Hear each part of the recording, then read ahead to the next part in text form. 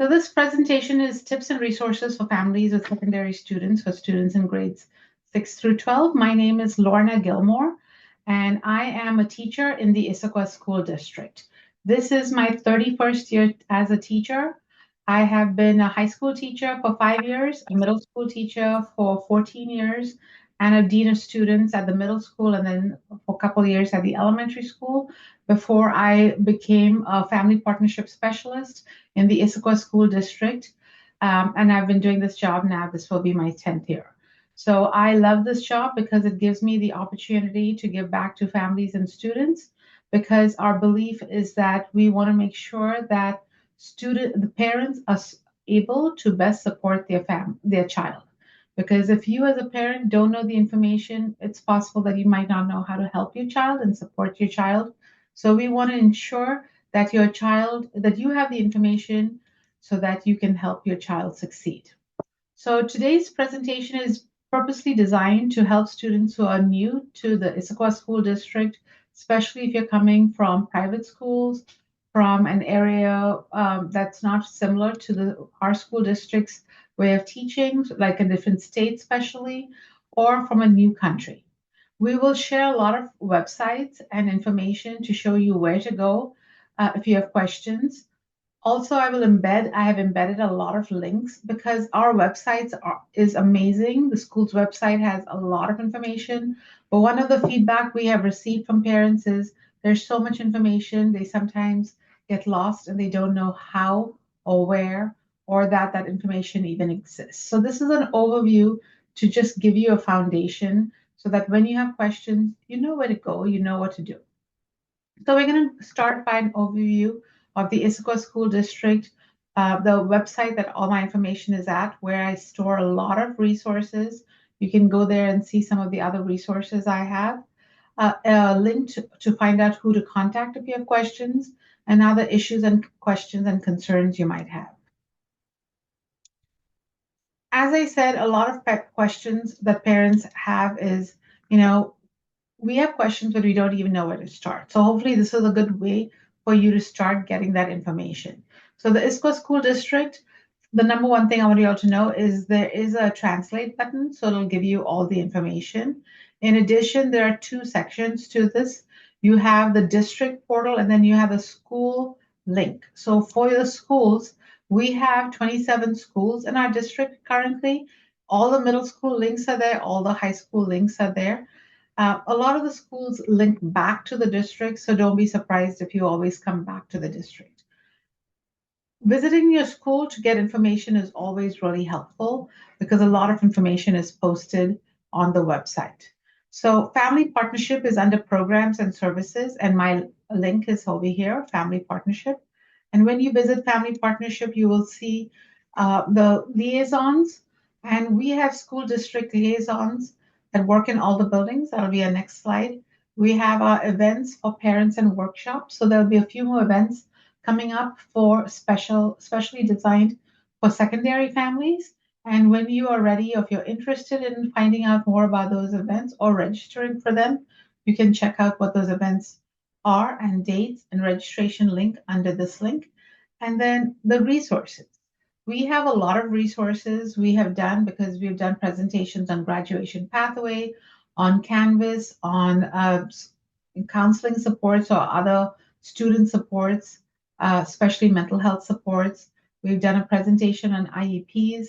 We've done a presentation on WANIC and Running Start. So sometimes you might hear a word, you might search the website for that information, but chances are we also have a link on our resource page to help explain more about that.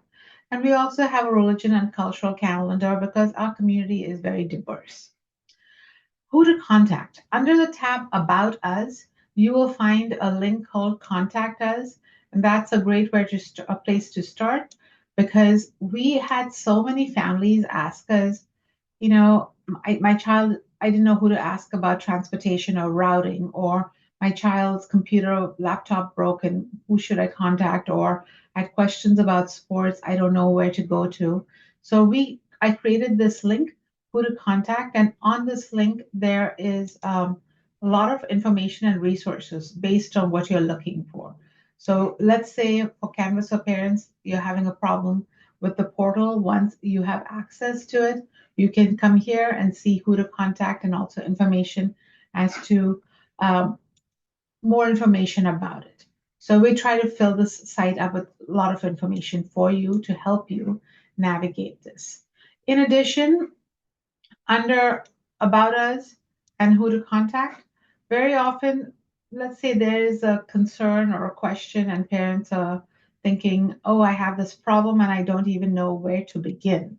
So we have a nice little flow chart over here that'll tell you, well, if I have a question or there's a problem or issue, where do I start? Very often it's going to be the teacher, and let's say it's a bigger problem not related to the classroom, assistant principal or principal. You've worked with them, it's still not resolved, the executive director. So this flow chart is really a good place for you to kind of get that information and figure out where to go in case you have issues, questions, or concerns. Now, if you're hesitant to go right to the principal, assistant principal, or the executive director, and you're just trying to figure out and navigate the school system because you have general questions about the school district, I would highly recommend that you try and start with this family liaison.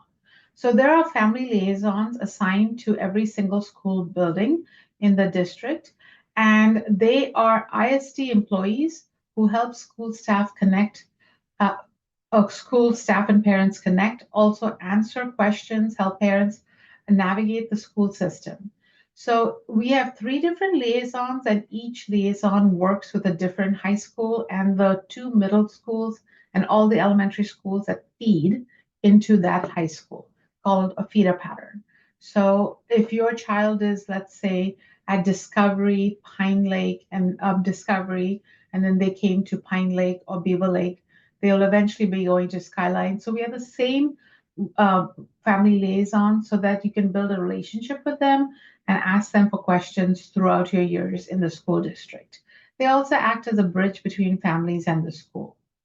For those families who speak other languages, the liaisons are also good at connecting parents with staff and then helping the staff or making sure the staff knows that you need an interpreter so that you can have an interpreter for meetings or conferences or any other communications that you might need. This is a link to the family liaison page. And once you go to the family liaison page, you will have the contact information for their cell phones, for texting with them, because we know that many people prefer texting, and also it lists the schools that they work at. The school website, as I said, it's translatable, and there are also many links on the school website that will help you get to some sites that you might be interested in learning more about. So let's talk about that. So let's say you're at the Maywood website. Okay. Now, first of all middle schools and all high schools are very similarly structured. So these top section is exactly the same for all of these schools.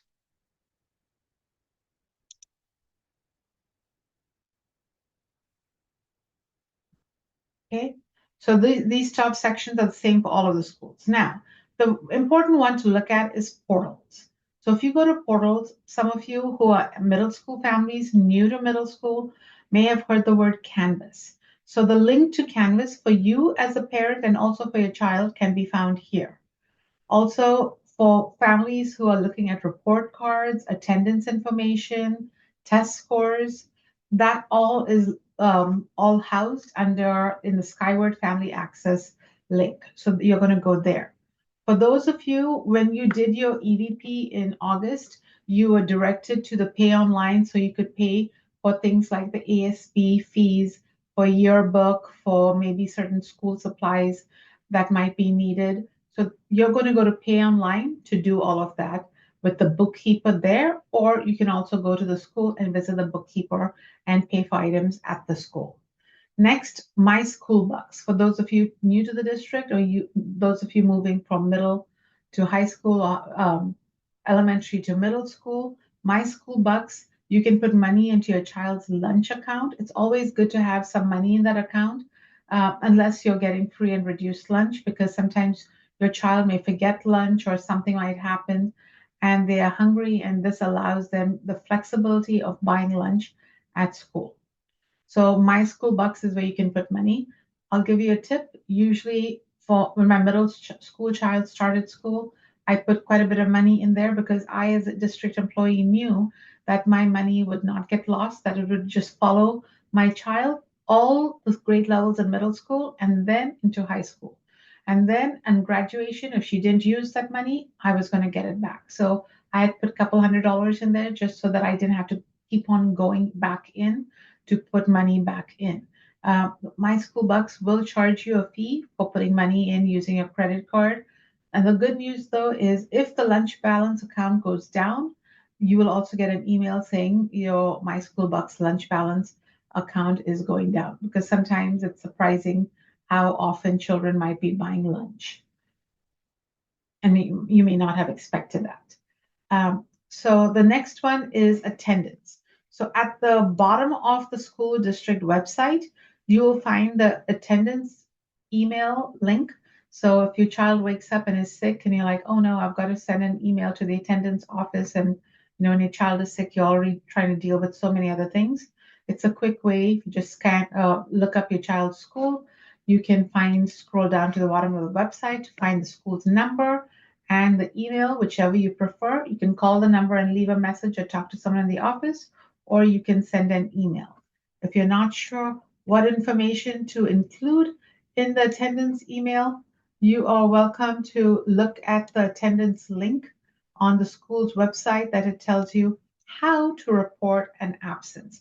And the main thing to include is your child's name, the reason for an absence, and the day that the child will be absent. If you're planning on taking your child out of school or picking up early, sometimes just giving them a heads up is helpful, just so they know to send a note, especially if you're doing early pickup, early dismissal, so that they know to send a note to your child so they're ready, so you're not waiting in the office as long for them to have the notes sent to the classroom, your child to pack up and then come down to the office. But all of the information regarding attendance is also posted on the website. If you do plan on pulling your child out of school for more than 3 days, there is a form, an extended absence form on the website. Please look at it. I will tell you, as a teacher of secondary for 19 years, it's really hard when your child is absent. They miss a lot of information. Unlike elementary school, they have to make up all the work, and anything that they have not done, they will get an unexcused or a zero until they've done it. So we try to discourage unexcused absences as much as possible, uh, or absences in general. Uh, Other great thing for new families, because this is all unfamiliar to you, is the bell schedule. The bell schedule is posted under our school bell schedule. And if you look at it, you will notice that it has the bell schedule for uh, Monday, Tuesday, Thursday, Friday, also Wednesday because it's a late arrival and late end of day. That schedule is over there. It's also a good resource for your child to know. Sometimes, because of weather events, there might be 1 hour delays or 2 hour delays. Those schedules are posted. And we will talk more about this because periodically school will be half day in middle school mainly, and you will see the half day schedule. So, bell schedule, bus schedule is posted here for parents to check out. The other important one is school announcements. You may have noticed yesterday around 5 o'clock, the school district sent an email, and that email was the district announcements, all the newsletters basically. And on Thursdays, each school will send announcements or the bulletin and news. So expect to get one on Thursday, the first day of school. The great news is when the school sends an announcement or the bulletin on Thursdays, they also follow up with posting all of that information on the website because sometimes, emails get lost and you're thinking, oh, I know I saw that in an email. I can't remember where it is. You can come here and use that information. So at a quick glance, you can see right away some important days at PCMS. And if you went to any other school, let's say you go to Maywood, and you do the same thing. You're going to go to our school, you're going to go to announcements, and it's going to give you a list of all the announcements that Maywood, the school itself, has sent to families, and also the district has sent to families in the past few days. So all of that information is available on the website so that you're not always searching through your emails to get this information. And finally, there's also under families and community, there are community flyers. And the community flyers just post some extra parent wiser events, maybe some PTSA events. Other events can be found on the community flyers. So the families and community link, as most of the links we talked about, can be found under families and community. Now, the next one we're going to talk about is the school calendar. So the school calendar is available. Here I have linked it. When I started teaching nearly 30 years ago, families always sent home a paper copy of the school calendar. We don't do that anymore. You probably got the district art calendar that some people post up, but I know for me, I like to print out the printable calendar and have it posted on my wall near my office or in the kitchen. So I have a visual record as to what days the kids are going to be absent, when does the holidays begin in December or the week off in February or in April, so that you have that as you're making a doctor appointment, dentist appointments. If you need to be home for your child, like maybe your child is a sixth grader and you prefer being home with them, all that information is you can put it in your calendar now to have it or have a visual of it if you print it out. So this is a good link for you to have. In addition, each school has a section called upcoming events on their website. So if you go to, I'm going to go backwards and start with, okay, at the school's main website. And this time we're going to go to Beaver Lake. So for example, for Beaver Lake, you will see if you scroll down a section called upcoming events. So the upcoming events is a great way to look at important dates coming up. And if you click on it, it might give you a little bit more information about what that event is all about. Let's see. So for example, curriculum night is on September 15th at Beaver Lake, and it tells you the start time and end time. And as the date approaches, they'll probably put more information on this link on that area. But besides just looking at this quick visual, one of the really other tips I would give you as parents is looking at the full calendar.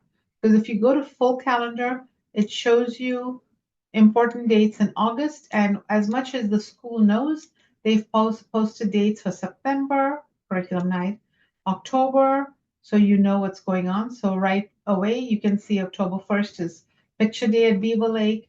We have mid-try, which is a grading period, and we'll talk about more. It'll give you some dates for November.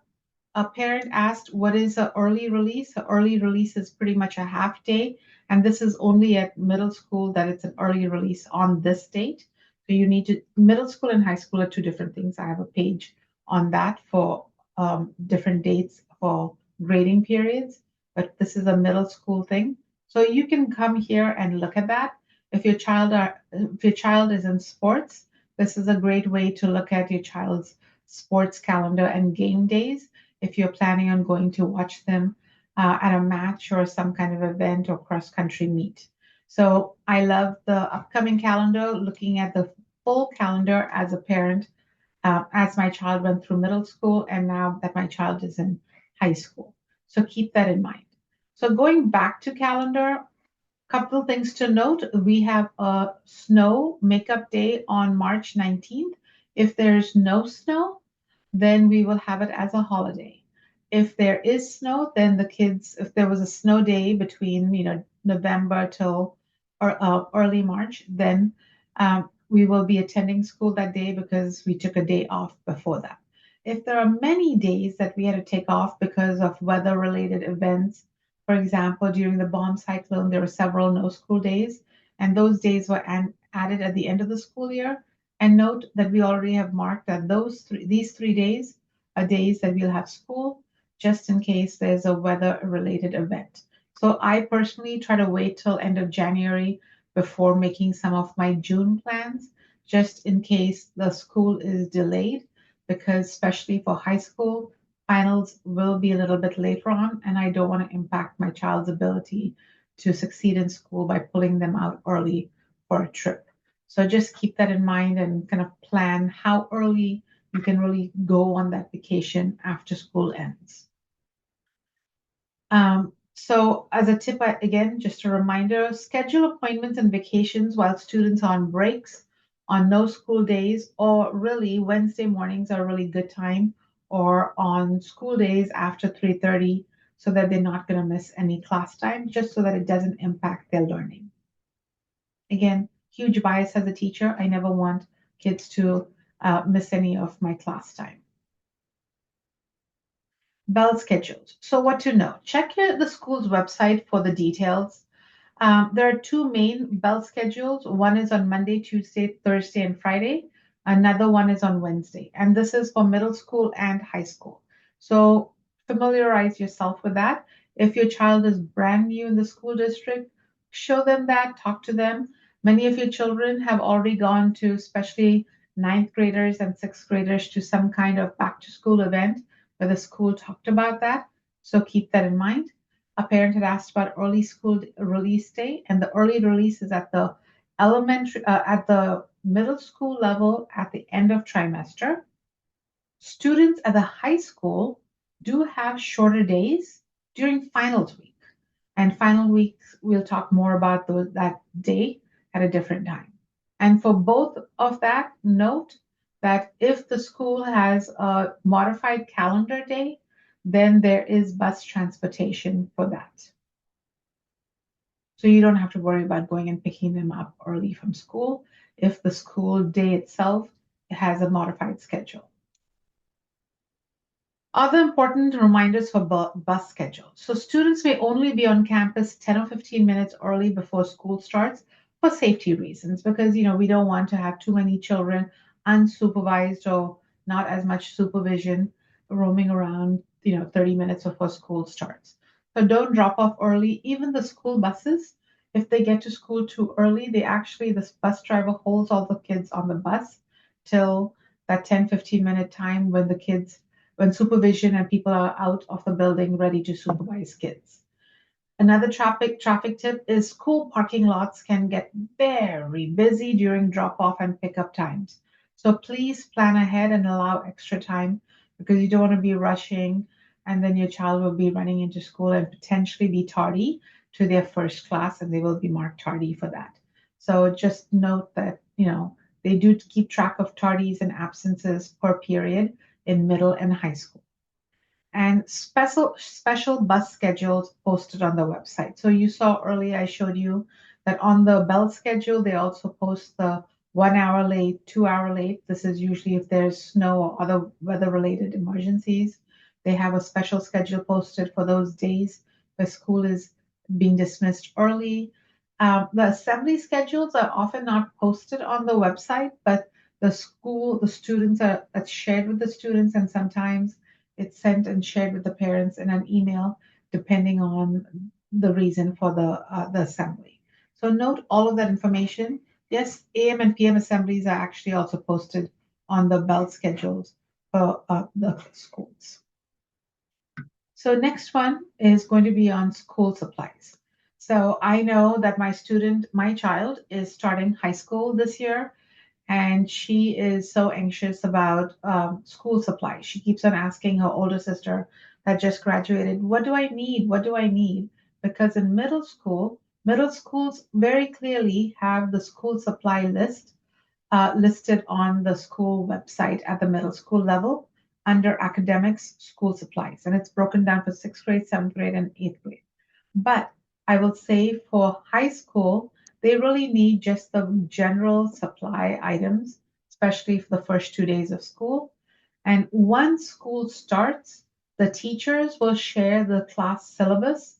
And in the class syllabus, they will very often talk about some more specific items that the child will need for that class.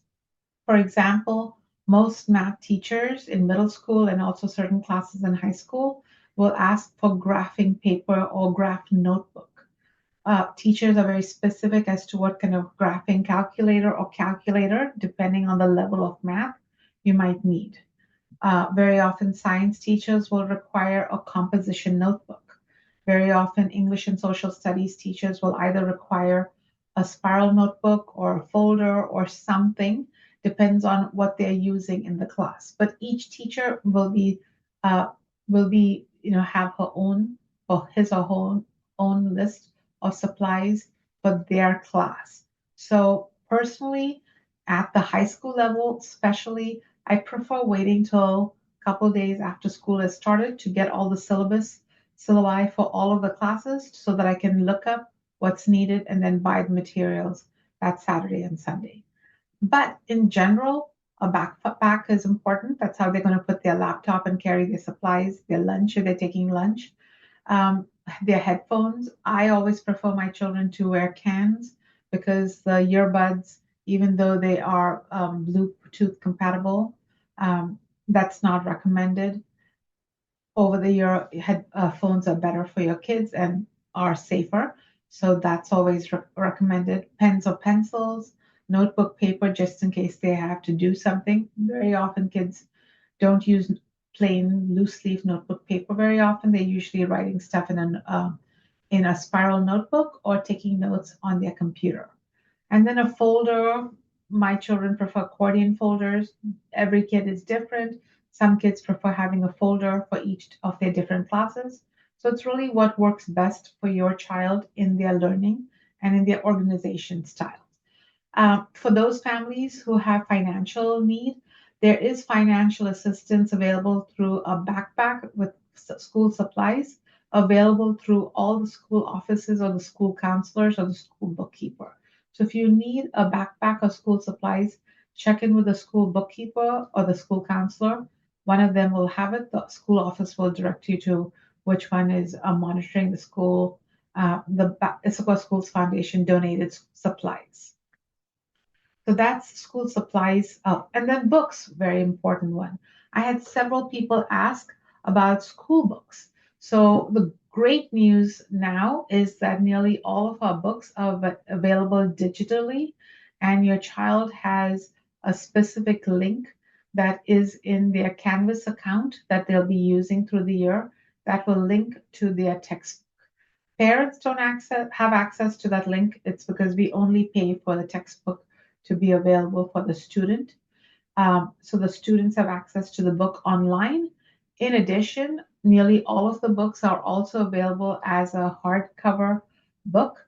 But students have the option of checking it out or not, depending on what they want. I usually recommended my child to bring the science book home. Depends on you and a couple other books, but they can bring the hardcover book home and keep it in a safe space, so they can use through the year if they prefer looking at the hardcover book through the course of their learning.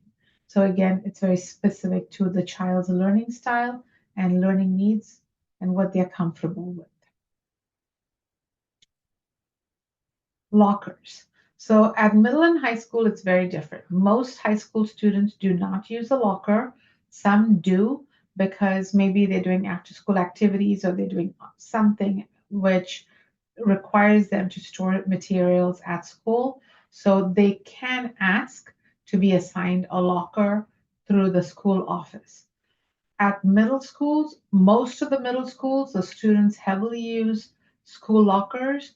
I know my daughter was at Issaquah Middle School, and very few, if any, kids at that school use the school locker. So again, locker use frequency is going to depend on the school and also depends on how lockers are utilized by the other student body. So some schools, I know when I first started teaching at Issaquah Middle and through my 14 years there, kids used their locker every single day, multiple times.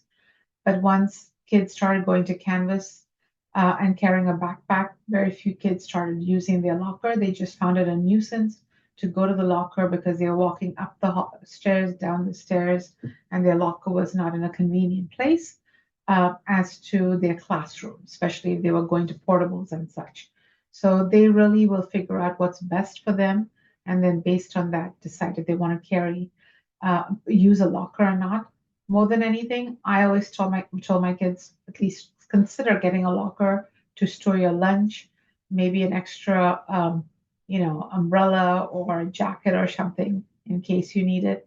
But they preferred carrying everything in their backpack. So again, up to the parents, it's a conversation I'm sorry, up to the student, but it's a conversation you may have with your child to help them navigate school and decide what they want to do. It's just an option.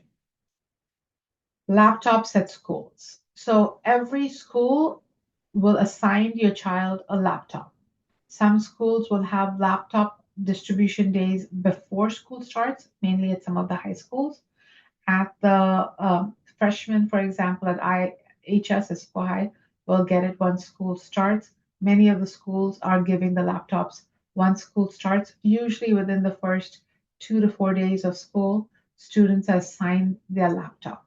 This year, they're doing a slight change where a student assigns the laptop, and then that laptop will be what they use all school year. In June, they will return the laptop. They usually do some, updates and stuff like that to the laptop. And then next school year in August, September, the student will be assigned that same laptop. So the school districts, you probably saw it in an email, they're trying a new system where the kids are going to be keeping their laptop through the course of that level. And so they have more ownership and hopefully will take better care of that laptop.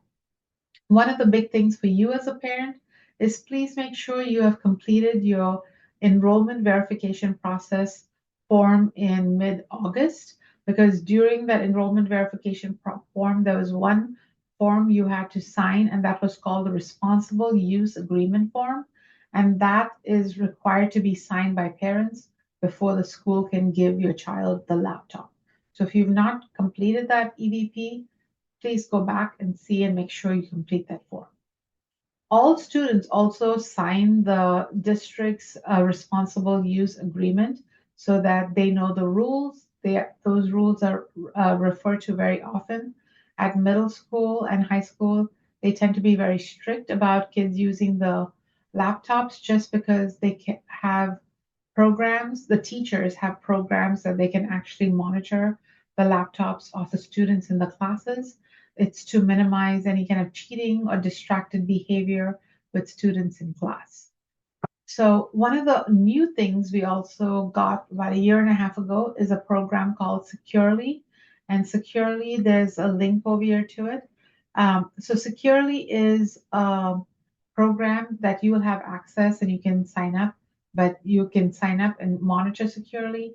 And you can set Securely like when the kids are not able to access their computers during at home. For example, some students might want to stay on the computer or go on the computer after 9 o'clock or go on Wi-Fi after 9 o'clock. And you as a parent are like, absolutely no, I don't want my child on the computer after 9 o'clock. You can set the schedule on securely so that your child cannot use their laptop or access the internet after 9 o'clock.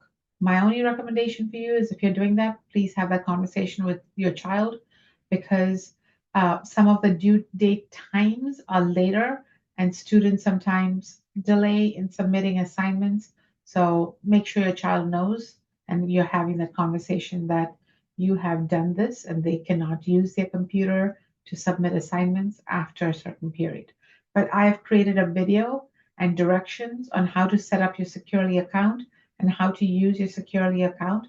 Also, we'll be doing an event on end of September, specifically about security. So don't worry too much. Just know that there are systems in place to help monitor laptop usage for you, and the school is also monitoring laptop usage to keep our children safe. Students use their laptop dailies. Literally, they walk into the classroom, pull out their laptop, and the teacher will have some kind of prompt or information, and then they'll go to the teacher's Canvas site and see what the assignment is. Maybe, there's some kind of task that they're doing, but laptop and using their laptop to access handouts, access their homework, submit the homework, do a reading is done quite a bit. they access the online textbooks and other learning resources or apps that the teachers are using as learning tools via their school issued laptops. So there's also a link over here about one-on-one laptops in the ISD if you have more questions about laptops in the school. For freshman parents, for middle school parents, this is very new. If you're new to the school district in general and a high school parent, this might also be new for you. And so you can review that information or ask me at the end of the session if you have a specific question about that. Cell phones and tech on campus. So the rule about this is cell phones are not allowed by students from bell to bell, especially at the middle school level. They're very, very strict about that. Even when the student goes to school, the first 10, 15 minutes before school starts, the school administrators are going to say no, school's out. So please make sure your child knows when to put their phones away. In a classroom, especially at the middle school level, sometimes students tend to sneak their phone out at the high school level. In that case, the teachers may give them a warning and then they may confiscate that phone, and then the parents will be notified or the child might be notified as to when they can pick up that. And depending on the teachers or the school's policy, the student might have one or two warnings before, they might have a different consequence, a bigger consequence for having their phone out and using the phone too often during class time. So when you go to your child's curriculum night or the start of the school year, read the teacher's expectation and syllabus to see what the rules are for your child, and or at curriculum night, your school may share more information about cell phone policy. I know when we just recently looked at the Pacific Cascade announcement, there was an email from Pacific Cascade regarding the cell phones, and most middle schools are very clear about that. I would also recommend that your child not have a smart watch or turn off all the notifications, because sometimes they may have their phone off, but their watch is buzzing, ringing, making noise, and a big distraction. As a teacher, as a mentor for students, voice mentor, I have worked with students where you're in the middle of talking with them, helping them in the middle of something very important, and all of a sudden their phone buzzed or their watch buzzed, and now they're slightly distracted by it, and they're kind of trying to sneak to see what's going on. So it's really distracting and really impacts the ability to learn. So consider that as the children are in school for that. So the school district's regulation is also posted. AI. This year, during the EVP process, you might have noted the school had a very clear AI agreement as they had their responsible use agreement for technology. So your classroom teacher will also have some information that they may share with students regarding AI use, because some kids want to use AI often, and the teacher is going to be letting you know exactly what is the parameters of using AI. Maybe your child wants to use AI as learning tool to quiz them and so forth.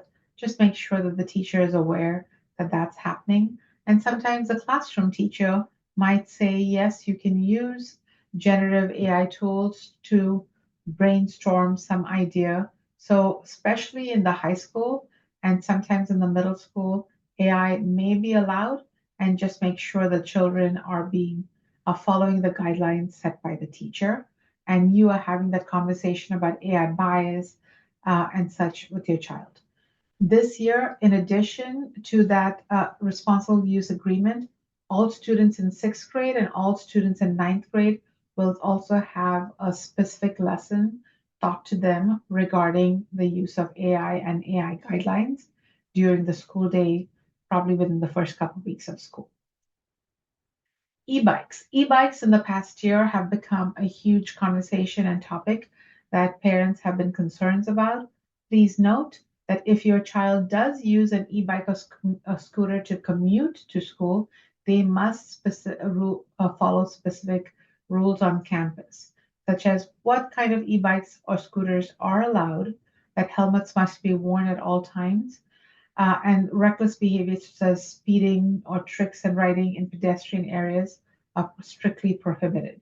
Students are also expected to dismount and walk their e-bikes or scooters as soon as they arrive on school grounds, the entire campus. This is not just in front of the building, parking and locking them only in designated areas or the racks. So under the Our School tab again, it also has a school handbook and more information is on located over there.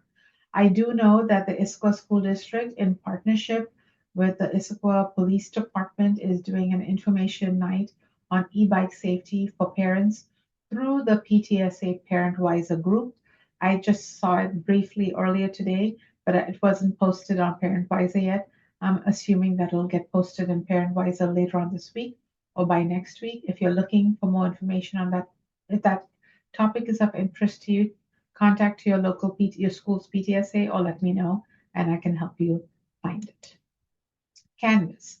Now, those, all of you who are new to the school district, you're probably hearing this word Canvas, Canvas, Canvas all the time. What is Canvas? Canvas is a learning management, learning uh, app basically where students go there to check their assignments, get their learning materials. Grades are posted there. Very often, assignments are submitted via Canvas. Students also have the ability to communicate directly to the teacher via an inbox, an email tool embedded within Canvas, so they're not having to look up the teacher's name or go to a separate email system. As I said earlier, the textbooks, the library information is linked through Canvas. They can check out what books are in the library and then go to the library and check them out. Parents, and this is an important one, parents will also have an account set up in Canvas. And sometimes parents already know how to use Canvas because they went to college and their colleges used Canvas. So make sure you're setting up the school structure, the school district Canvas account, and we will have an information night on there. There's a link to register for it. So when you register for my event, or to get the feedback form, you'll get this so you can register for the event. I'll talk more about it at one of the last slides. So class schedules. So for high school, I know that all high school students were able to access their child's, the kids' schedule on student access yesterday. In the middle schools, the schedule should be out today or tomorrow. I know that several of the middle schools have made a tip for parents to print out your schedule if possible when you come to school. But I will tell you that in middle schools, the schools have a great system where all the schedules are printed out. And when students arrive to school on that first day, they give the students a paper copy, recognizing that all families may not have printers available to print out their schedule or write them out. Uh, so keep that in mind to kind of familiarize yourself with the schedule so they know, am I going from the first floor to the third floor? What's my flow for the day look like? But the schedules will be available before school starts, and paper printouts will be available at nearly all schools the first day in the school, or if the school doesn't have a system, the office will be able to print it out for you. Grading schedule. So this has a lot of information, so just pay attention to your child's grade level. If your child is in middle school or if your child is in high school. The big thing to note is middle school, the schools are divided into trimesters, and there are 3 different trimesters, and I've listed the end date for each trimester. At the high school, the school's grading period is divided into 2 semesters. At the high school, finals are given during what we call finals week. And during that finals week, the schedule is also modified because after taking a couple finals on couple of the days, students are allowed to go home. They can continue studying because they just take the finals usually and go home. At the high school, The grades are reset each trimester. So after first trimester, the grades are reset. So you start fresh for second trimester. In middle school, the grades are reset every trimester. So after the last day of the trimester, teachers will grade that grading period. And when the next trimester starts, the grades start from zero again or, start fresh. At the end of each grading period, report cards are then available in Family Access approximately about 3 to 5 days, usually about a week after the end of the trimester. But I want you all to know that Canvas keeps the grades throughout the trimester or throughout the semester. So I usually check my child's grades every couple days, in sixth grade every day, or in high school, ninth grade, especially since they're brand new, couple times. I try not to, drive myself crazy by being too overly helicopter parent like and checking the grades every day, but you know your child best. Does your child have high executive functioning skills? Are they really good at submitting assignments and keeping up? If not, you might need to spend more time with that and checking Canvas a little bit more often. So just keep that in mind about the grading schedule. While the report cards come in Family Access, you can still monitor grades throughout the course of the school year in both middle school and in high school via Canvas. Health. Um, for students starting middle school, there's really only one set of vaccines that are required. And so if your vaccines are not up to date, then the school nurse will connect with you, contact you, and let you know.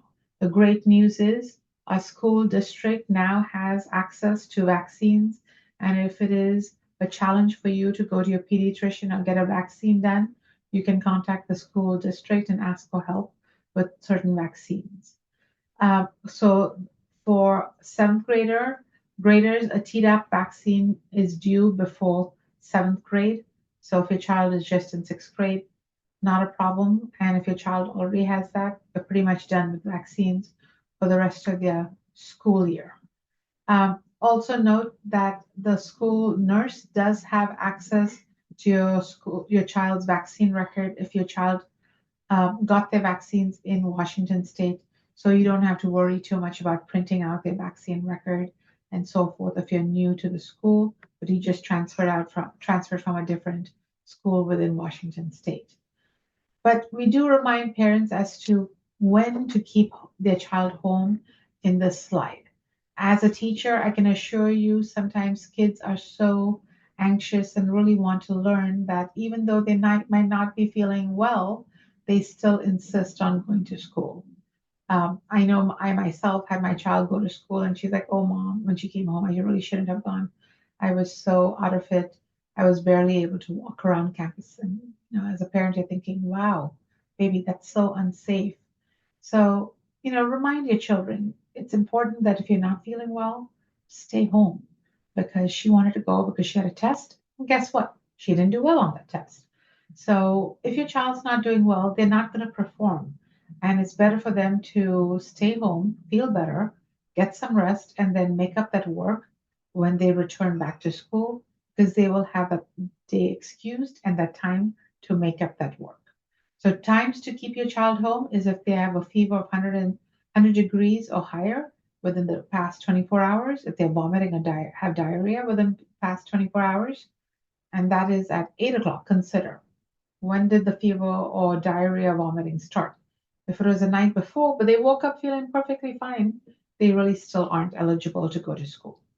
So keep those in mind and work with your school nurse if you have other concerns about your child's health and something that is going to impact them at school. During EVP, the school asked a lot about, and it's a confidential health form, but sometimes kids have bigger health conditions that we want to make sure you're partnering with the school to make sure your child is safe at school if they have certain health conditions. All information is confidential regarding student health, by the way. Attendance. So it is Washington state law that all middle and high school students attend school up to the age of 18.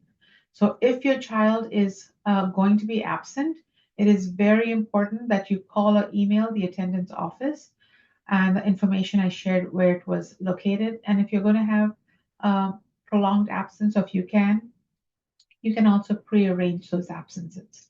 One of the key things to note is that the teachers do not provide assignments ahead of time, even if you have pre-assigned, pre-arranged absences.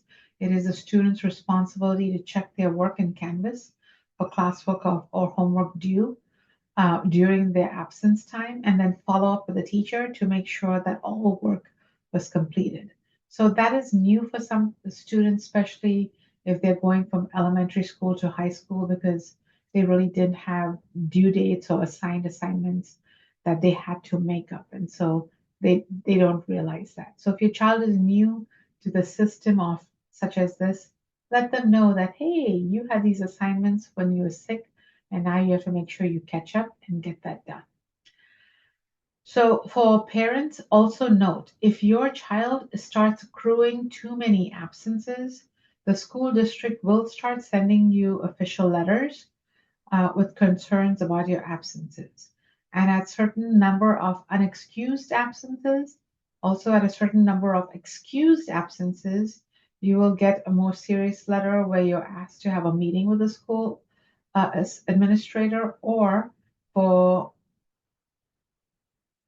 absences that are now becoming problematic, you and your child might have to, especially your child, go to a community court hearing to talk about why the absence is a problem. And also note that that conversation and that community court is really for the safety of your child, because our intention is to work with parents to figure out how we can help our children not be absent and how we can support children in making sure maybe it's a mental health thing that they are attending school and are as successful as they possibly can be. The next one, lunch. Lunch is a big thing for all middle and high schoolers, one of the favorite times of the day. In middle school, they have more options than at elementary level. In high school, they have even more options sometimes. This year, by the way, to note that the cost of school lunch has increased. It is now $4.75. Students can also buy milk only. There's also something in schools called a la carte, where they can buy chips, they can buy certain drinks and other beverages. That's not part of the school lunch. So, monitor that, because for some kids, you might be putting money in their school lunch account and they might be buying things that you're not quite expecting them to buy. So, monitor what they might be buying or when they're buying certain items. And you can put money in the My School Bucks account, or you can send a check with your child or cash, and then your child can give it to the school cashier. The lunchtime for your child is going to depend on their schedule, and it's going to depend on period 4 or 5, depending on the school. And at the high school, it's also the period will depend if it's going to impact their block schedule days. And most schools have about a 30-minute time frame for school lunches. Nearly all the schools have school microwaves for students to heat up their lunches. Sometimes they have lines at the microwave station, so they might be a little bit delayed in getting their school lunch heated. So very often kids try to take food warm in a thermos or something that doesn't need to be warmed up for them to eat. The school district website also contains the menu for lunches, and the kids can all see what is on the menu for that day. And it's helpful for them to look at it so they know, oh, this is going to be a school lunch today. And I want to buy school lunch because I'm going to get Bell's Thai chicken curry. Or maybe they love Parmesan chicken sandwiches and they want to buy lunch that day. So this is a great way for them to go to at the middle and high school. It's the same calendar for both to see what's available. And you, as a parent, if you have concerns about allergies, you can go to the school district lunch page to look at allergy information and other information via the digital menu. Some schools, by the way, also have a breakfast program. And so note what the breakfast program is. And for kids who are on free and reduced lunch, it's going to be free for kids on free meals, but the charge for breakfast at the schools that provide it, which include Issaquah Middle School, Maywood Middle School, and Issaquah High, is approximately $3, and it includes an entree, two choice types of fruit, and a milk. Okay, so that was on lunch. Next one is on transportation. So school bus routes have already been posted in on the transportation page. So please make sure you're looking at it. Also, I would definitely look at transportation again on Wednesday before school starts because sometimes transportation may need to make minor tweaks in the schedule, but very often they send a text to families who have access and are checking, who are signed up for the text messages via transportation. So I would just check the transportation e-link to make sure you have the most current bus route information. One of the things to note is when we do have weather issues, there may be alternative transportation, and maybe there's a big ice or there's snow on the ground and they're going to have school, they're just going to delay school. So the school district will send an email saying school will be 1 hour late or school may be 2 hours late and buses are on snow routes. And you're thinking, what is a snow route? Well, have no fear. Come to the transportation website and you will see the link for the snow route, which goes live sometime in October.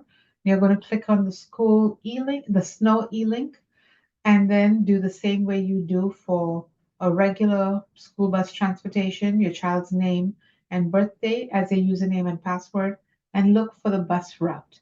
So you will also be receiving, all families receive an emergency transportation bulletin so that they can see and get that information about emergency stops and know that this procedure is in place.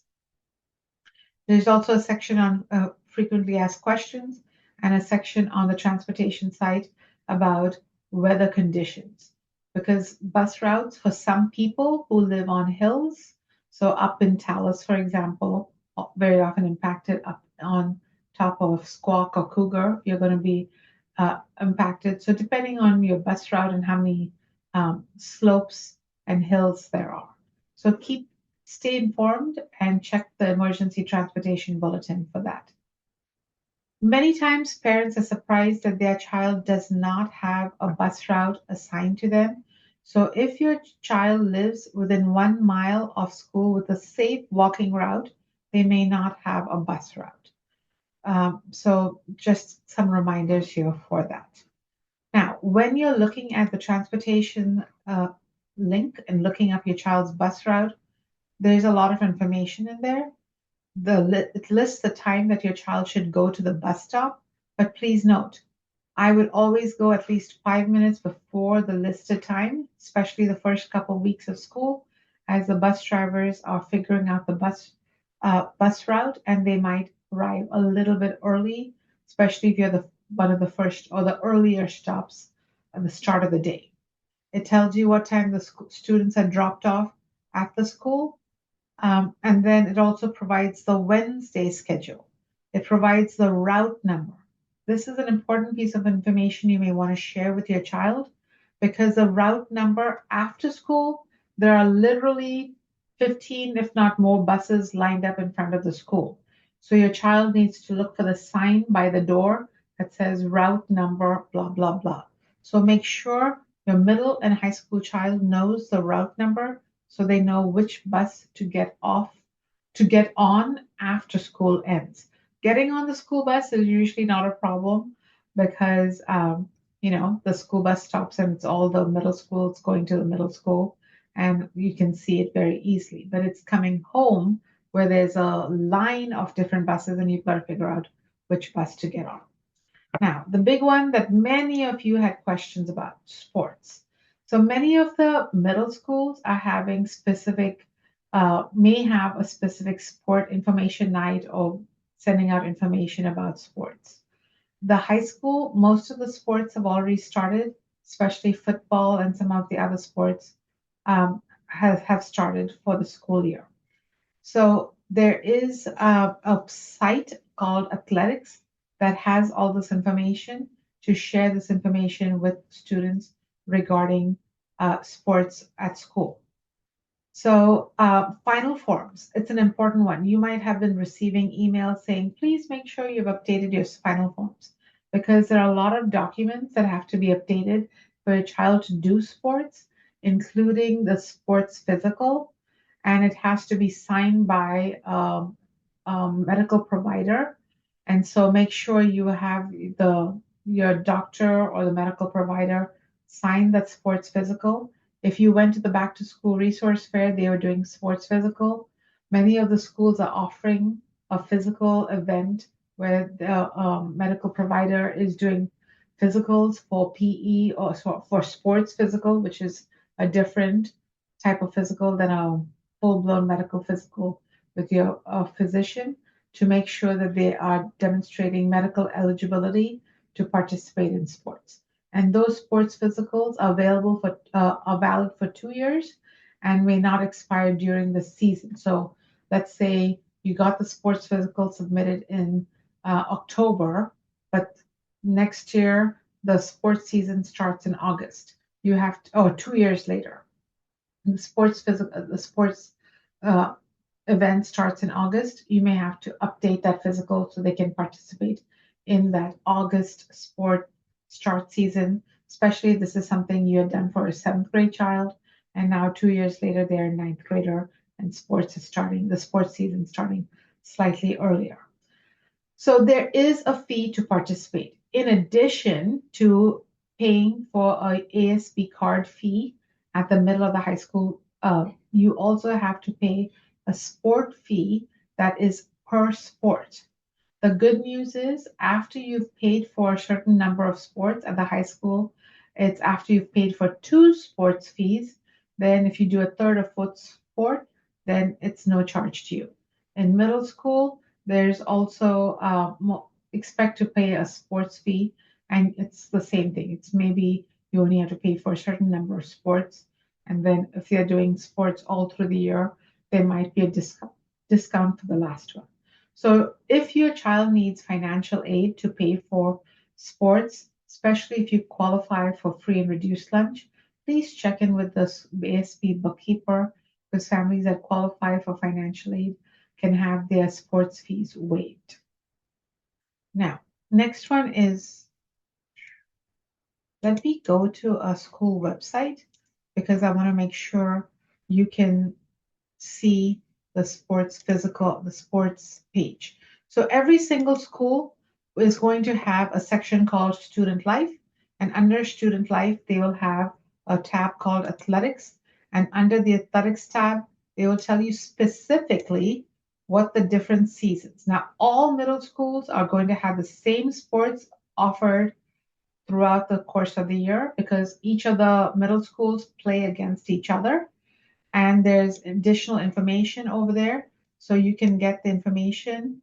They will also, if there's a tryout, it'll be posted over there. Some sports are called non-cut, which means every kid who shows up the day to participate in that sport, you're in. Other sports are tryouts, and only certain kids who meet the requirements might make it and be on the teams. Okay, so be aware that there are non-cut sports versus sports that have tryouts. So, for example, soccer is a tryout required, and only kids who are eligible and have the skills will be part of the boys' soccer team. Now, you also have to pay for your sports fee often at the high school before you can even try out. And note that if you don't make it, they reimburse you that money. So don't worry, you won't lose any money. Team schedules are also listed on the website so you know what the games are, what the sports are, and so forth. Also, who to contact, the person in charge of the sports, all that information is listed over here. Note who to contact and get some more information. Over here, Sabrina Qua, who is the athletics official office professional assigned for sports. So every school has the same tab. So let's say you're at Pine Lake, you're new to the sports system, you go to athletics, you get that information, and same looks exactly the same, so you can do it. Now, the high school sports are different. High school, Issaquah High, Liberty, and Skyline offer sports. Students who are at Gibson Neck can do sports with their home school. And so you're going to do the same thing. You're going to go under student life, you're going to go under athletics, and then you're going to see what sports are offered fall, winter, spring sports. And then you can see the season information is posted here from the start date, what day registration has to be completed. Each of the sports has posting and has a link to get more details. Another great thing about sports, especially at the middle school level, is that the middle schools in the upcoming calendar, I don't remember, know if you remember, but they also post the game days. So if you decided, oh, my child has joined the cross country team and I really want to go to one or two of his meets to watch him and cheer him on, or maybe he qualified and is in a soccer team and you want to go to that soccer game, parents are welcome to join and watch, and they can see the schedule so they can plan ahead. So this is something you can look at your phone, enter them in your calendar so you can save those important dates, and just have that awareness about it. So each school website has a start date, and the student can also listen for announcements at school, or sometimes they're posted. It's very often in the school announcements. After school, there is a school bus available, no activity bus schedule, which is posted on that athletics page.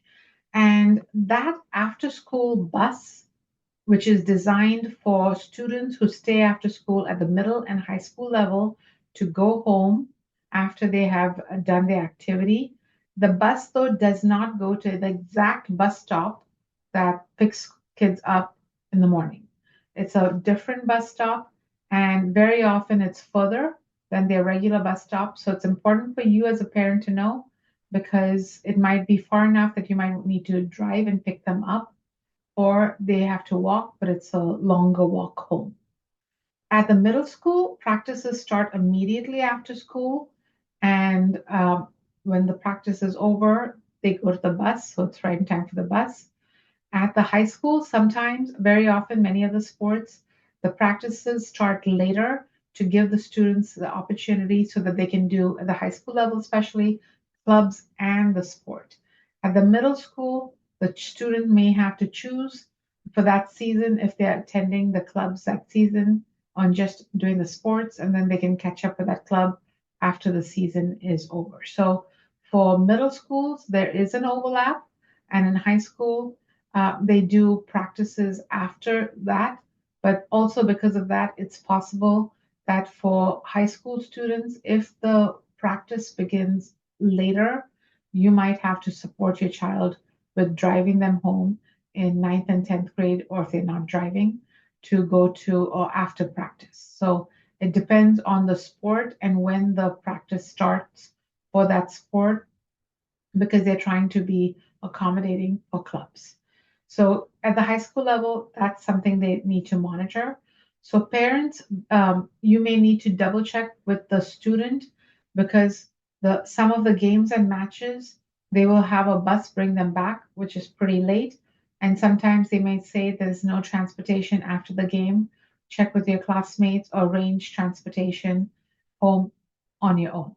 Most of the middle school games, there is after school, there's transportation back to school, but the parent will still need to pick them up from the school at a later time.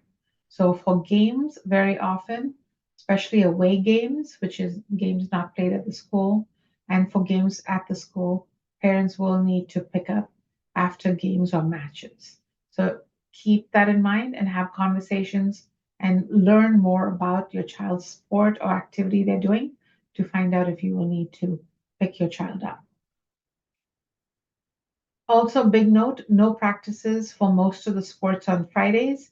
Some sports at the high school level, there's practice every day. So just keep in mind, middle versus high school has a different practice schedule. Clubs. One of the things I love about middle and high schools in our district is we have so many different opportunities and clubs that students are all encouraged to join because it really helps them build community, meet other kids. And so it's a really good activity for kids to do. They really provide extracurricular opportunities, which in high school looks good for college applications. In middle school, it's really good for the kids not only to meet other friends, but because it allows them to pursue other interests and something fun for them to do. So just like with clubs or with activities, the club information is also on the school's website under school life, under activities. So this is slightly different. Unlike sports, where every single middle school had the exact same sport offered, clubs will vary from school to school. So a couple schools might have certain clubs, and you're thinking, oh, I wish my school had that club.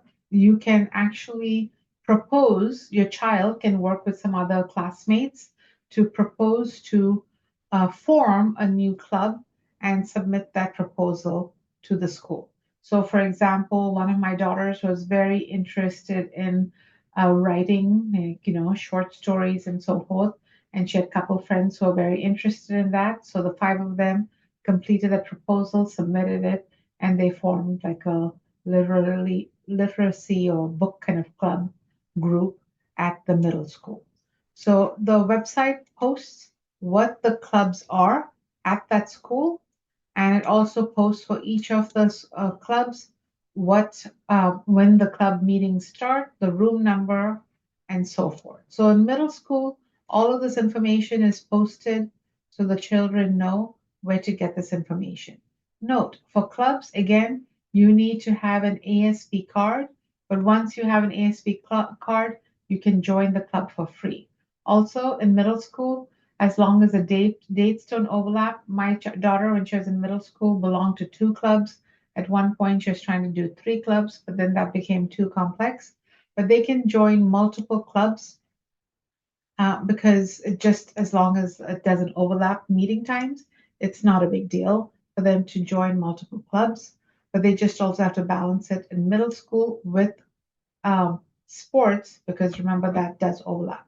In high school, most of the kids belong to multiple clubs, and there is overlap with sports, and that's why we talked earlier about that. So in the another example of activities or clubs at the middle school, you're going to go here, and then you're going to see all the clubs um, and the time that the clubs meet and so forth. So the junior on some clubs will be by invitation only, and it's a service club. You have certain criteria, and most of the other clubs will be all kids can join that have interest.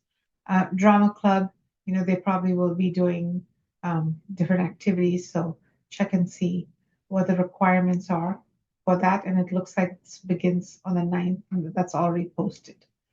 The high school, again, the clubs are very different, and the list of clubs is much longer in the high school than in the middle school. They have a wide variety of activities and clubs. So when you look over here, same thing, you'll see all the different clubs offered at the high school. And this one at a glance shows you the dates, the times, and you'll note some clubs are going to be every other Tuesdays or Thursdays, giving the kids the ability to join, let's say, birthday dreams, and they can join art club, because they might have fewer conflicts in joining multiple clubs that are meeting on the same days. So it really gives them more options for clubs.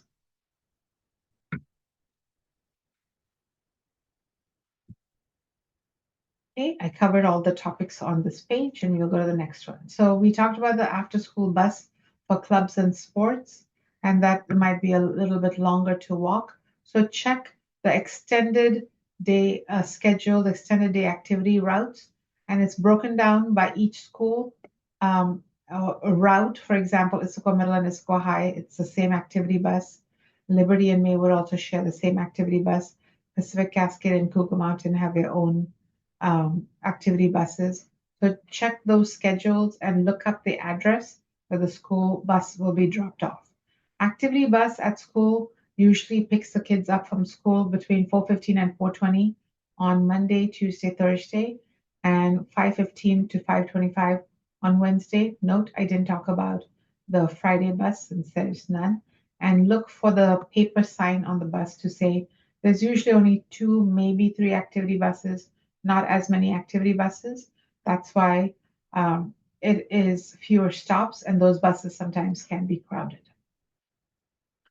Curriculum. So a lot of parents were asking, well, what is the curriculum that will be taught? So the curriculum is all posted. It's a district assigned curriculum. So all middle schools will follow the Common Core or in science, the next generation standards. The teacher approach may vary, but teachers focus on applying knowledge, not just memorizing facts. So there's a lot of application and high level thinking skills being asked of students. And very often assignments are standards based learning. So there's a rubric and they have to meet the standard to get the grade and show mastery of learning. Um, there's consistency across the school, so all students receive the same core learning curriculum, but the teaching style may vary based on that teacher. But the essential content is the same for all students. The ISD does welcome parent involvement, and you have an option to look at curriculum, serve on the instructional materials committee, and review curriculum for our students. Also note that under the district webpage, there is a site that talks about academics and middle school curriculum and pathway, and you can get a lot of information about the middle school curriculum on this page, including the course guide. So a lot of parents were asking me about course selection and course guide. We will not be covering that, especially at the high school level today. There's a different day we'll be addressing that. But the information about course and curriculum can be found over here. More details if you're interested in the specific curriculum and specific learning on the school district's web page rather than in each of the teachers. And the teachers will also share this link and this information. So you learn what they're going to be learning in sixth grade life science, in eighth grade, seventh grade earth science, in eighth grade sciences also. So all of that information is posted here on the website.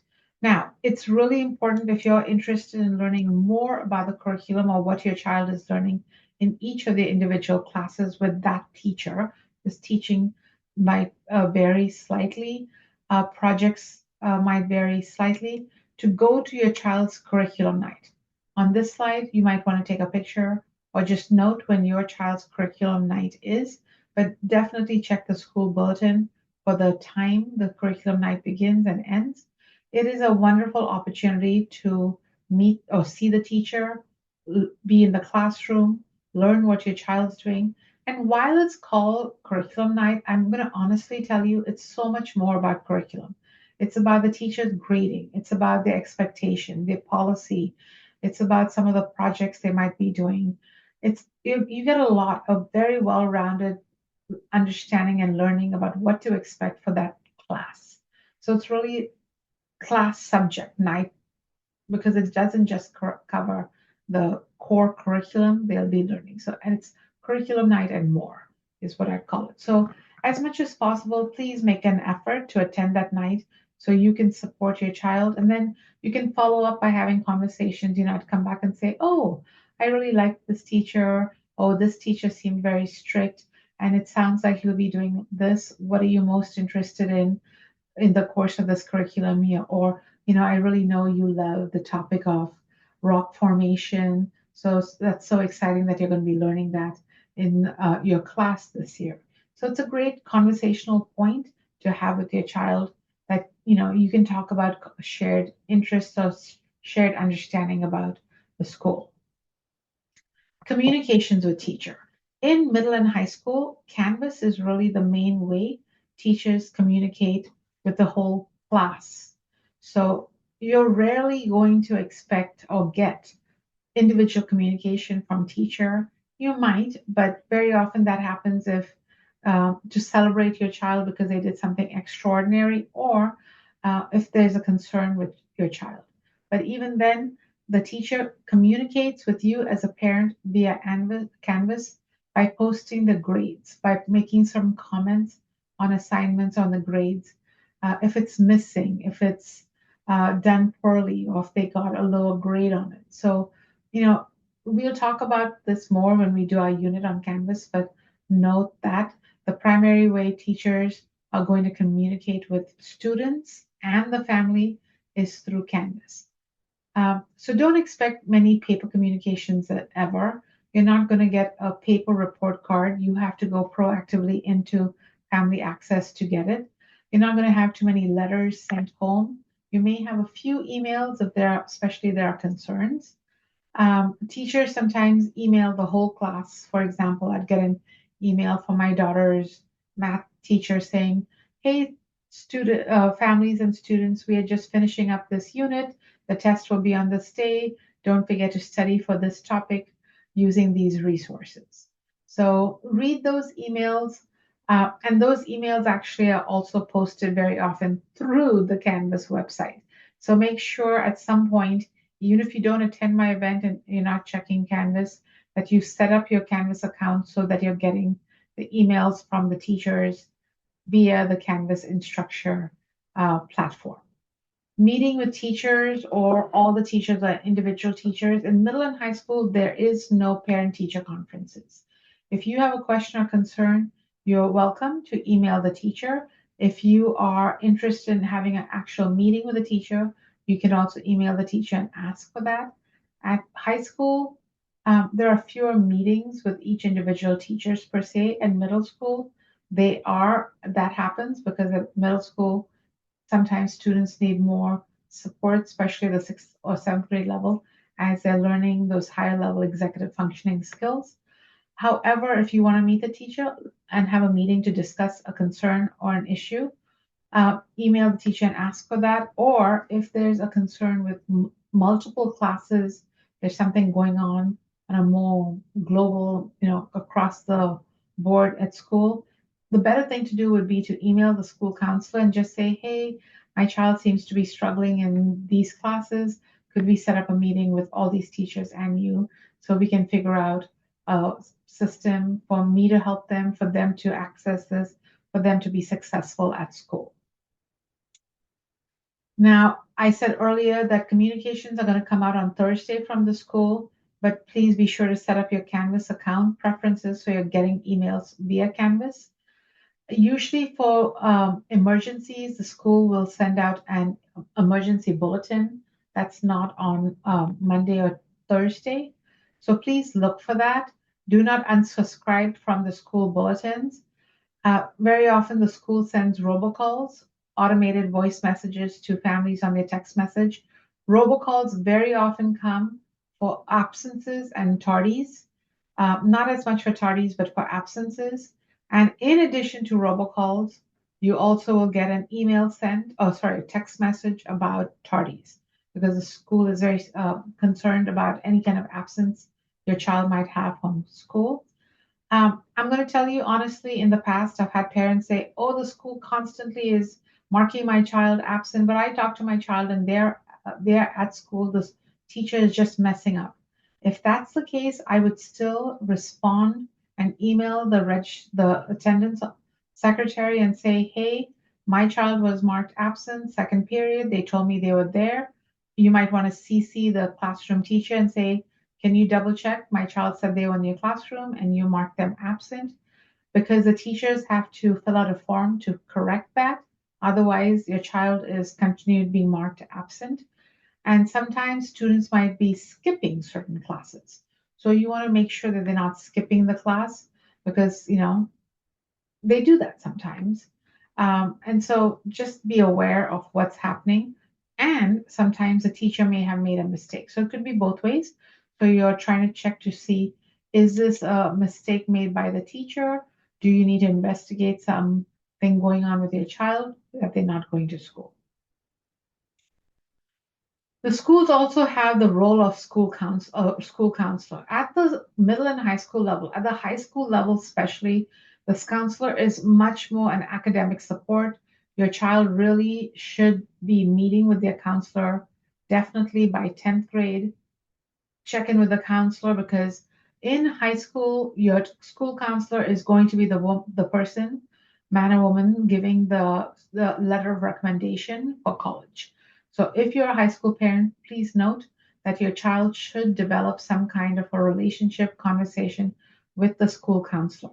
Don't do it right now, but sometime through the course of the school year, if your child has not had a chance to make an appointment with a school counselor, they should, and that conversation can be about classes they might be interested in, their college career pathway, what are they interested in, and the counselor can give them advice. They won't tell them what to do, but can advise them. It's advising role as to what classes might be best suited for them and questions they might have. Sometimes through the course of the year, there might be something they want to talk to the counselor about because of emotional or social issues. In middle and high school, very often students have fights with their friends, or there's sometimes anxiety or depression issues. That is one of the bigger issues we are seeing across the board with so many of our students. So, checking with a counselor, having that relationship with a counselor can be very supportive. Please note that if your child is talking to the school counselor, that conversation is completely confidential, and the school counselor is not going to contact you and say, "Hey, guess what? Your child talked to me and we discussed this about." Not going to happen. The only time the school counselor will reach out to you as a parent is if what the child shared was self-harm or harm to other students, and then they are designated reporters, and they have to share that information.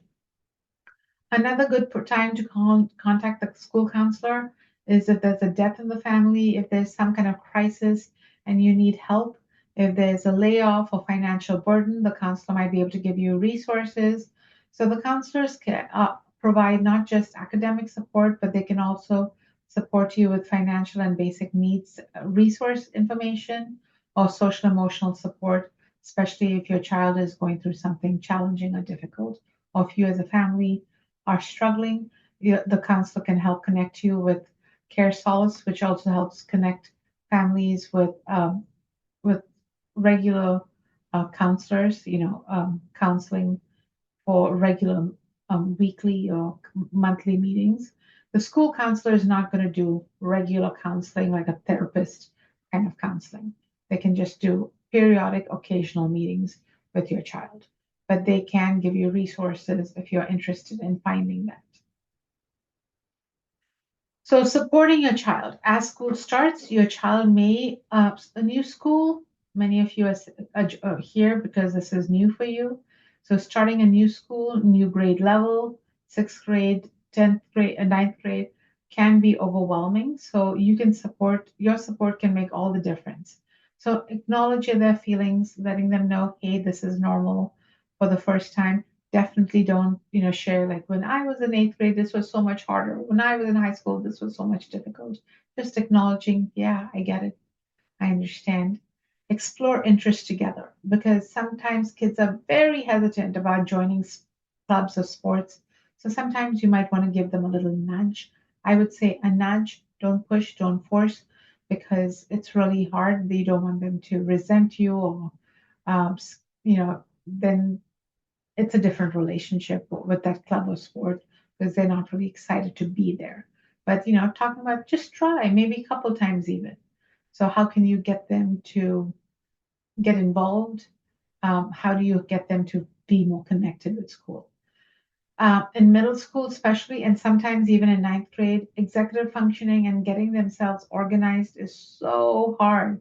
Kids just struggle with the organization.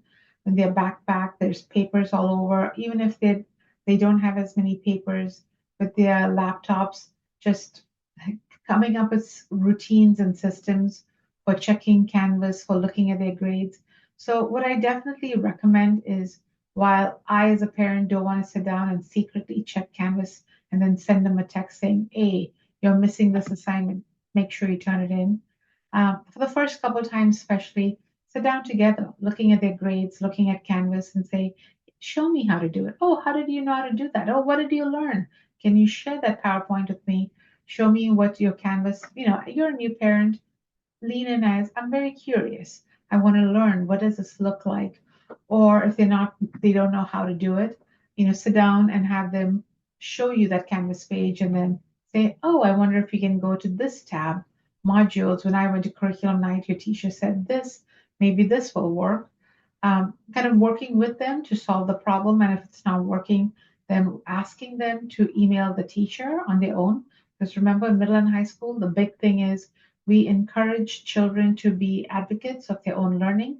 But if that's not working, then you're going to email the teacher, or you're going to help them write that email to the teacher to solve their problem. But in middle and high school, we recommend for parents not to jump in right away unless it's a big problem, like a huge one, maybe a bullying or something where they are doing self-harm or there's mental or physical hurt going on, to make sure that that is being addressed right away by the appropriate administrator, or the teacher knows something big is going on at school. So check in regularly, asking open-ended questions like, what was the best thing that happened in school today? Or, who did you talk to the most today? Because very often asking questions like, how was school today? They're like, okay. Middle and high school kids, very hard to get information out of them. So asking sometimes, what was your best thing, or what was, and then also we do something called highs and lows at our dinner table. And so what was a high, what was a low at today? So regular check-ins matter, even though they're trying to be more independent and you want them to be independent, but just making sure you are recognizing that they are still growing and might need your guidance. So I always tell parents that middle and high school, you are now in a different role. You're now their mentor and coach to help them through and help them connect with the appropriate people at school to help them be successful. So, really building their confidence and teaching them self advocacy is really important. Modeling. I had to teach and sit with both of my kids to help them write their first emails. Sometimes I even had to do some role playing, saying, oh, why don't you go to the teacher and say, hey, Mrs. So and so? Or why don't you pretend that I'm the teacher? When would you go? What would you say?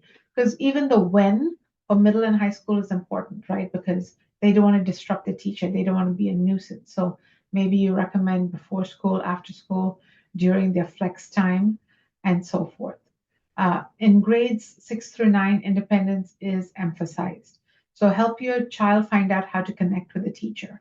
In middle school, all the students have a homeroom. They might be called something different, like it might be called Panther something, or Bulldog Time, or each of the schools might have a unique middle school, unique name for it. But usually your child has a homeroom time where it's possible they can use that time to email or talk to a teacher or check in with something that they need to check in. But usually that homeroom time is also for school announcements, for SEL lesson, and teachers will also, if there's extra time, recommend the students use that time to make up homework or do their homework, or if they need to do a makeup of a test that's short or get a handout, usually they can say, hey, can I go to so and so's classroom to pick up this handout or to check in with this question that I have. So brainstorm when is the best time to check in with those teachers for this. Um, so really teaching a child and going over the syllabus with them, canvas with them, or talk to them how to connect with the teacher. Most of the teachers in middle school and some of the teachers in high school, not all, but even in high school, teachers will usually say you need to have the syllabus signed and spend some time talking to their, just don't sign it and read it on your own, but talking to your child about it together to make sure you're both on it together. Volunteer opportunities or keeping connected with school. I would recommend all of you fill out the volunteer application form if you think there might be a time that you want to be a chaperone for a field trip or for DECA in high school. For example, today there was a post from Skyline High School asking for volunteers for textbook check-in, because when they check out textbooks to 2,300 some students, they need help, and you might be asked to help with the textbook checkout. In middle school, there are many opportunities also to be a volunteer. And most of the volunteer opportunities come through the PTSA. So join the PTSA, follow maybe their Facebook group. I absolutely despise social media, but I joined Facebook and Instagram literally to join the PTSAs. Like for me, I joined the Issaquah High School Families group uh, just to find out what parents are saying, what parents are concerned about, to get some tips, reminders about picture day or forms that need to be done or tests that might be coming up at the high school. Uh, SAT and ACT reminders are great through PTSA and the Facebook group because as parents, sometimes it's really hard to keep up with all the communication and things that are going on. And sometimes those groups are good places to get some reminders. Also, those groups are good places to get some tips. For example, in reading the Issaquah High School Facebook page, I learned that there was a great class that was really beneficial for most students called financial literacy. And every single year, I'd recommend that class to my daughter, and finally, she took it and she absolutely loved it. So sometimes you can get little tidbits of tips of things that might be beneficial for your child to take or maybe classes for your child to avoid based on your child's needs. And so you can learn and be in community with other parents. You don't have to post or respond, but it's just a good place to get some information. Volunteering and school PTA SA is a great way to also talk and make connections with other parents and get some tips. A lot of times I learn from parents that they really learn from other parents at the sports event and games, and that's how they network with other parents. So that's also a good way for you to meet other parents. So consider that beyond the school bulletin, those are also ways. Um, Keeping connected with school, I will mention at this time that our school is in the process of adopting a two-way communication tool that they will be using, but we haven't fully adopted it, and so you'll see more information about it in the next few um, months or weeks as it's finalized. And here's the information for the family liaisons. Um, I'm going to also, you can take a photo of it. I'll send it in the slide deck, but it's also on the website I showed you. And then the follow-up events, I was recommending that the Canvas of Parents event is on September 28th. It's also on Zoom. If you complete the feedback form, I can share the registration link, this document with you so you can sign up for it. Many of you in the session had asked questions about graduation pathway, course selection, and so forth. I will be doing an information night on graduation course pathway, and so that will be more detailed. Right now, you really don't need it because your child is already signed up for the classes and they're set in those classes for most of the year, at least the core classes. But as they're signing up for classes for next year, which will happen in March, or you're trying to learn more about graduation requirements, options, that would be a great time to attend that session. And at this time, we're at the end of our session, and I'm going to once again add the feedback form so that you can fill it out so I can send you the recording and the form for you. One of the things, the recording and the slide deck. One of the things I do want to mention is for those students who are new to high school, your children will be getting introduction to something called nest time or flex time. And so when you go to the school's bell schedule, and you as a parent are thinking, actually, I'm going to do this for Skyline because we probably don't have too many Issaquah High School families since they're at a school event today. Okay, so if you go to the bell schedule and you scroll down, if you have questions about what is flex time and so forth, when is it, there's more information about that here uh, on there to let you know when they have flex time and when they don't and what the schedule is. So that information is provided, and the school will also share what flex time information is. I know for Issaquah High School, they had, let me see if everybody has that. they had shared a lot more details as to how kids can use flex time to best utilize their day. So let me show that.